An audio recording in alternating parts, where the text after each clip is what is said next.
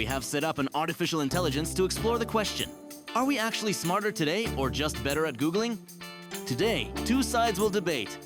One arguing that technology has made us intellectually stronger than ever. The other claiming we've outsourced thinking to machines and lost true understanding. Here's how our debate will proceed. Opening statements, argument development, rebuttals, questions, and answers. Don't skip ahead, watch the entire exchange and decide for yourself in the comments who made the stronger argument. If you're interested in the topic of debates, don't forget to subscribe to the channel and take part in the subscriber-only poll to help determine the winner.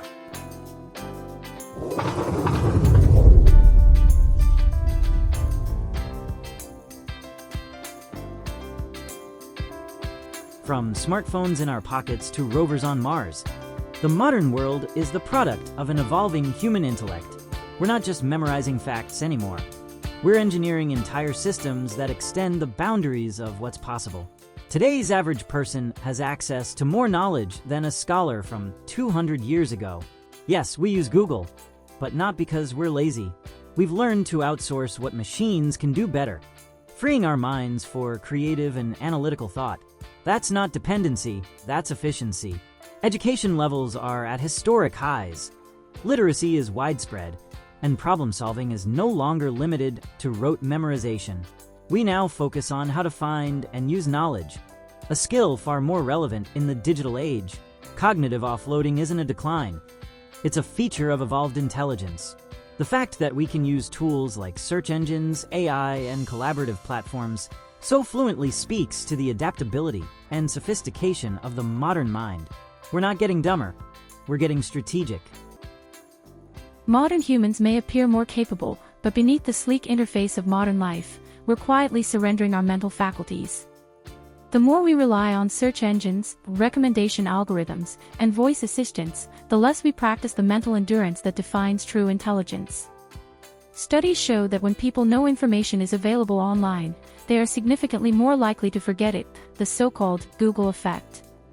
This isn't evolution, it's erosion. Instead of challenging our memory, we default to keywords. Instead of reasoning deeply, we scan headlines and absorb fragments. Digital dependency rewards reaction, not reflection. How many people today can write an argument without checking ChatGPT or form an opinion without consulting a trending subreddit? The appearance of intelligence has become decoupled from its substance. We confuse the speed of access with the depth of knowledge. The decline is also social. Dinner conversations have turned into trivia checks. Curiosity has become transactional. Why wonder when you can just ask your phone?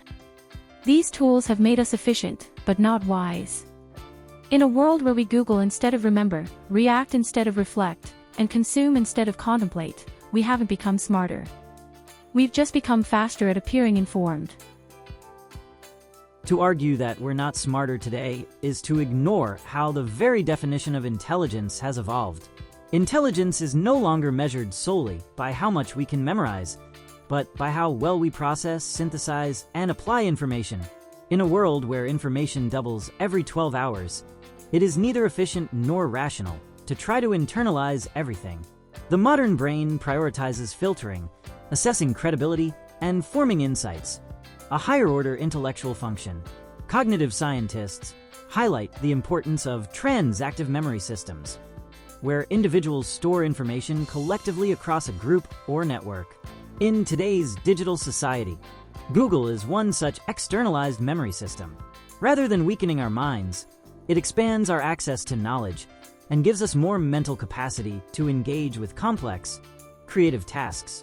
If your brain no longer needs to remember every fact, it can use that space to invent, question, innovate. Furthermore, our problem-solving capabilities have dramatically improved. In the past, even a minor research task required hours in a library.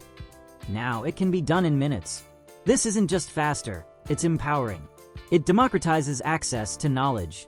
A child with internet access in a remote village can now learn to code, understand quantum mechanics, or explore medical science. Our tools amplify our capacity. Even more, intelligence today is collaborative. Wikipedia, open source development, Stack Overflow. These platforms are evidence that smartness is no longer isolated. We co-build intelligence in digital communities. The most innovative companies no longer rely on smartest individuals, but on well-connected, cognitively diverse teams. That shift in thinking, from solitary brilliance to collective cognition, is one of the clearest markers of intellectual evolution. Finally, the myth that we're becoming shallow thinkers ignores the parallel rise of online learning, podcast culture, long-form journalism, and digital knowledge ecosystems. More people are accessing ideas from philosophy to neuroscience to history than ever before. The tools have changed, and with them, so have the ways we engage with the world. Google doesn't make us dumb. It challenges us to be smarter in a new way. To claim we're smarter today just because we can access answers faster is to confuse speed with depth. Intelligence isn't defined by the ability to retrieve information, it's demonstrated through analysis, memory, and independent reasoning. Our modern tools, especially search engines and AI, have trained us to outsource all three. Instead of wrestling with ideas, we now scan, swipe, and skim. The result? A generation of thinkers who mistake accessibility for mastery. The neurological consequences are real. Studies on the Google effect show a marked decline in memory retention when individuals expect to find information later. In other words, the more we rely on external sources to store knowledge, the less our brain invests in keeping it. This isn't delegation, it's deterioration. Memory, after all, isn't just recall, it's the framework for understanding and pattern recognition. Without it, critical thinking collapses. Moreover, the kind of cognitive work most vital for long-term problem-solving, sustained attention, abstract reasoning, and metacognition, is being eroded by how we consume information. Social media and instant search teach us to crave novelty over depth. Even when people learn something online, the majority consume it in microbursts, a 15-second video here, a Reddit thread there. How deep can understanding go when your brain is trained for distraction? Even the democratization of knowledge has downsides. Yes, more people can access more information. But access isn't comprehension. The Dunning-Kruger effect is amplified online, where individuals with surface-level knowledge form strong opinions without nuance or expertise. When everyone becomes an expert after a single Google search, the social cost is disinformation, arrogance, and intellectual laziness. Let's not forget that digital platforms are profit-driven. They prioritize engagement, not truth. The algorithms that guide our informational diet feed us what keeps us online, not what makes us smarter. This creates echo chambers that reinforce biases rather than challenge them. In such an environment, the very architecture of our thought becomes commercialized. Finally, we should confront the psychological cost. The illusion of being informed creates complacency. People don't feel the need to deeply understand issues because they can always look it up. But quick answers discourage hard questions. Our intellectual muscle, curiosity, reflection, skepticism, atrophies. True intelligence is not just knowing, it's wondering, questioning, and remembering. And none of that can be Googled. The idea that we're not truly smarter just because we can access information more quickly is an understandable concern, but it's based on an outdated model of intelligence.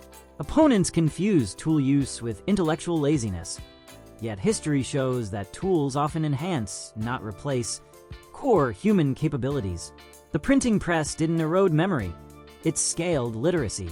Calculators didn't destroy math, they enabled more complex equations. Similarly, Google isn't a crutch, it's a cognitive prosthetic. The claim that we now think less deeply misses the point. The way we process information has evolved to match our environment. In a fast-paced, data-rich world, it is more valuable to be agile, discerning, and analytical than to hoard facts. Search engines, AI assistants, and digital memory systems allow us to devote more brainpower to creativity and synthesis. Our minds are not shrinking, they're reorganizing. Yes, we scroll, but we also deep dive. For every meme, there's a long-form podcast, a public debate, or an open-source project that invites rigorous thought.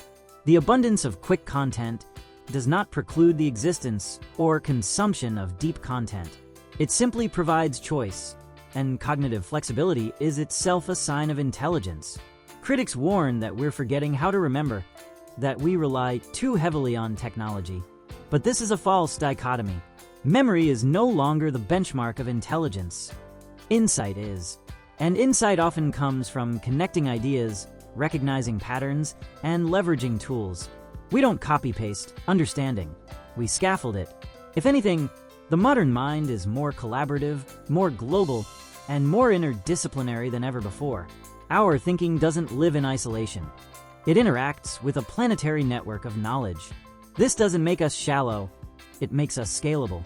We've exchanged recall for reach, and that trade-off has expanded what's possible for both individuals and societies. That's not erosion. That's evolution, layered, adaptive, and networked.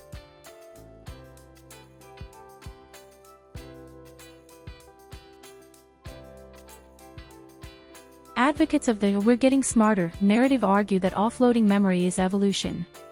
But evolution improves function, it doesn't abandon it. By outsourcing knowledge, we've dulled our mental tools. The wheel improved transport, but it didn't replace walking. Google doesn't train us, it tempts us to skip the hard part of thinking. The argument that we're being strategic with our memory ignores how much we've lost. If people forget basic facts because they know they can Google them later, how can they form original ideas or make connections? Creative synthesis relies on deep internalization, not fragmented familiarity. Even critical thinking becomes a facade if we rely on curated summaries and headlines. Supporters also cite podcasts, online courses, and forums as signs of intellectual depth. But consumption is not comprehension.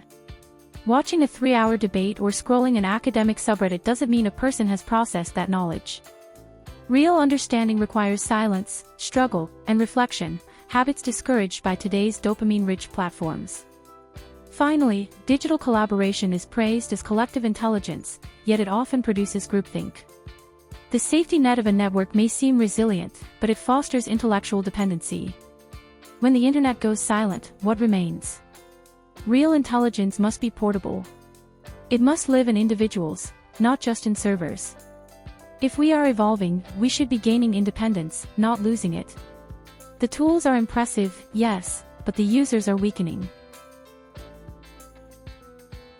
Moderator's question: if the internet were to disappear tomorrow, which side's argument holds stronger? Would we thrive without Google or collapse? We wouldn't collapse. We'd adapt. Tools like Google are part of our current environment, but they're not the core of our intelligence. Human creativity, cooperation, and resilience predate the internet and would outlast it. The ability to rebuild and relearn is proof of evolved intelligence. Losing Google wouldn't erase our capacity. It would test and activate it. Throughout history, humans have demonstrated remarkable cognitive plasticity. We've survived without printing presses, without electricity, without maps, and eventually created better ones. Digital tools are accelerators, not creators of intelligence. In a world without the internet, we'd re-engage dormant skills. Cartographic reasoning, long-term memory, face-to-face debate. We might even become more attentive, more thoughtful, and more self-reliant. The shock would be temporary, but the rediscovery of our capabilities could be profound. The fact that we'd be tested so drastically proves our dependence. Most people today can't navigate unfamiliar cities without GPS or remember a phone number. Removing digital tools would expose just how brittle our skills have become. It's not that we couldn't adapt, it's that we no longer expect to. For many, even simple tasks like scheduling appointments, calculating tips, or reading a map now feel foreign without digital help. Entire industries, logistics, finance, education, are built on digital infrastructure. Remove it, and we lose far more than convenience. The generation raised on instant answers would flounder in a world that demands patience and analog reasoning. Intelligence that depends on connectivity is conditional, and that fragility exposes the illusion. When the power goes out, how many can still think clearly? Thanks for watching. Now it's your turn. Let us know in the comments who you think won this debate. Don't forget to cast your vote and tell us why. And if you enjoyed this content, make sure to hit that subscribe button. More debates are coming your way. See you next time.